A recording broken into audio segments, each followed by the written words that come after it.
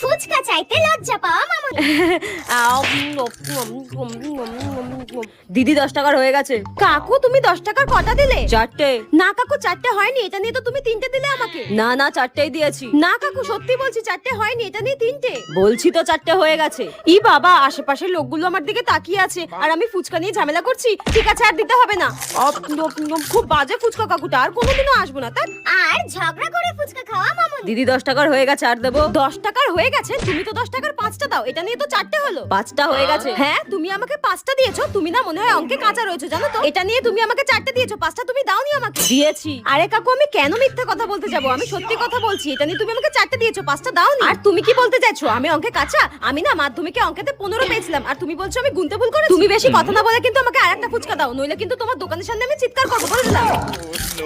দাও তাড়াতাড়ি। আরে নিন তো নিন। আমার পাওনা ফুচকা নাকি দেবে না, বাজে ফুচকা কাকু একটা।